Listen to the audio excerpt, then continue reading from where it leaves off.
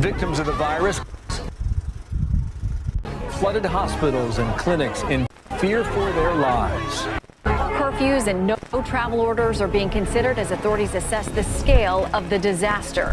179 days to go until our next presidential election. What I'm proposing is we appear to agree to her demands to prevent global panic and then let the junkie scum go down in flames. Huh? Today, the president welcomed Republican members of Congress in the state dining room. The president was seated directly in front of the fireplace and just beneath the inscription from John Adams that says, "May none but honest and wise men ever rule under this roof." Huh? Yeah.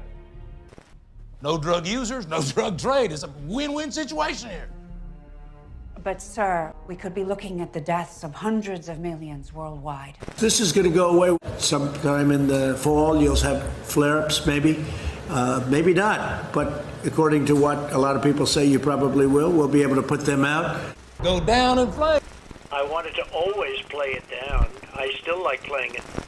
And we're going to have embers, we're going to have fires, we're going to have things to put out, and we'll put them out. We learned a lot. Am I right? What about folks who self-medicate? Functioning professionals. Quote, the president said this about the coronavirus. This is going to go away without a vaccine, and we're not going to see it again. And that is not true. Spare me the crap, Fox. The fact is, this presidency has just won the war on drugs. And most importantly, the person who always is supporting Donald Trump more than anybody else and advising him more than anybody else is himself. Congratulations, sir. Many of the people in his inner circle that are there right now don't care about him as an individual. It's all about themselves. Thank you. This is totally unethical, sir. Lucas Tomlinson joining us live from the Pentagon. Fox, shut up. Order a press blackout and put the military on standby. With the army? Plan to stop the riots. Lucas, what's the latest? Whether they broke the law or not, those victims are human beings. Like I said, sir, this affects all people from all backgrounds. Countless people are going to die. You can save them, sir. Innocent people like me. Not that innocent. But the rebellion was on. A house divided against itself, it will become all one thing, or all the other. Abraham Lincoln. Rebellion was on. Women were going to get their moment in the sun. Good evening, Ms. Adams. My lawyer is bringing you the document right now. And once you countersign, it becomes an executive decree and you can't back out. And then I release the antidote. Can you give me any assurance you can get it out there in time? You know, we could still continue the negotiation. It might not be finished by Election Day.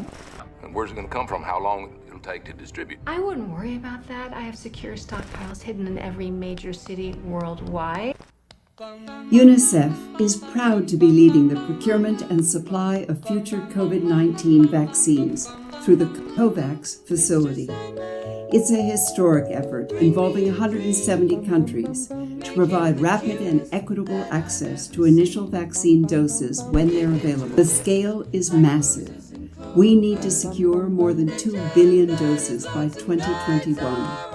This effort will require every ounce of UNICEF's strength and expertise in procurement and delivery, and our long-standing partnerships with vaccine manufacturers. And when I enter the access code, my fleet of drones will distribute the antidote immediately. So don't dilly-dally sign that document, because time is running out. You dumb. In his latest statement, the president promised he was doing everything in his power to speed up negotiations and save lives. But fears are growing that for many it may soon be too late. Our thoughts and prayers are with the victims. God help us all. The president actively sanctioned the deaths of hundreds of millions of people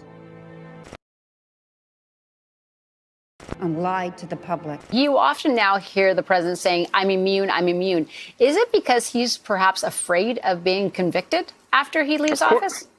Of course, he knows that if he doesn't win, which is the only thing, his presidential power right now that's keeping him from being indicted, and also there will be a litany of litigation that will ensue directly after his loss on November 3rd, starting with the New York AG, then followed by the New York District Attorney, and then every other locale.